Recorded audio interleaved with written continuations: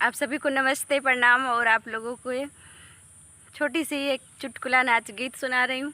आज मैं अपने खेत में वीडियो बना रही हूँ। मंदिर पर नहीं गई क्योंकि बहुत ही लेट हो गया था। और आप लोगों को दिखा रही हूँ ये किसको किसको खाना पसंद है। चलिए मैं आप लोगों को चुटकुला नाच गीत सुना रही हूँ।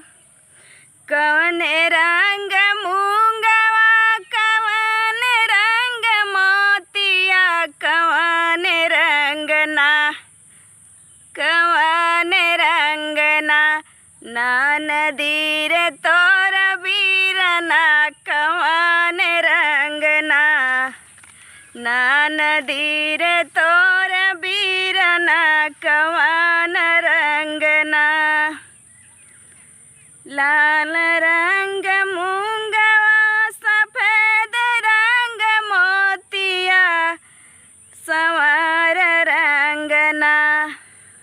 सुना भौजी हमर बीरना, संवर रंग ना। सुना भौजी हमर बीरना, संवर रंग ना।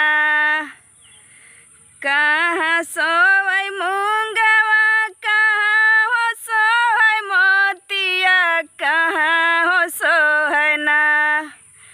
छोटी ननदी तुहर बीरना, कहाँ हो सोवै ना। छोटी ननदी तुहर बीरना, कहाँ हो सोवै ना। नाक सोहै मूंगवा, गले में सोहै मोतिया, किसे जिया सोवै ना। नाक सोहै मूंगवा, गले में सोहै मोतिया, किसे जिया सोहै ना। छोटी ननद किसे जिया सोहै ना। सुना भौजी हमर बीरना, किसे जिया सोवै ना।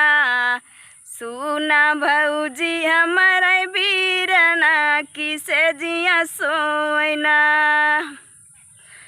टूटी जई है मूंगवा, बिखरी जई है मोतिया, कि रूठी जई है ना।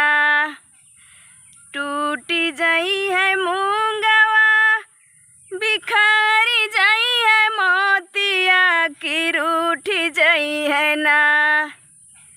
छोटी ननदी तुहर बीरना, कि रूठी जई है ना। छोटी ननदी तुहर बीरना, कि रूठी जई है ना। बीन लीहू मूंगवा, बटोरी लीहू मोतिया, मनाई लीहू ना। बीन लीहू मूंगवा, बटोरी लीहू मोतिया, बनाई लीहू ना। हर मनाई लीहू ना। भौजी हमारा बीरनवा, मनाई लीहू ना। भौजी हमारा बीरनवा, मनाई लीहू ना। कौन रंग मोतिया, कौन रंग मूंगवा, कौन रंग ना। छोटी ननदी तुहर बीरना, कौन रंग ना। छोटी ननदी तुहर बीरना, कौन रंग ना। आप लोग बताइएगा छोटी सी गीत कैसे। और आप लोगों को खेत में वीडियो बना रहे दिखा रही हूँ। देखिए जिसको जिसको चाहिए कमेंट करिएगा।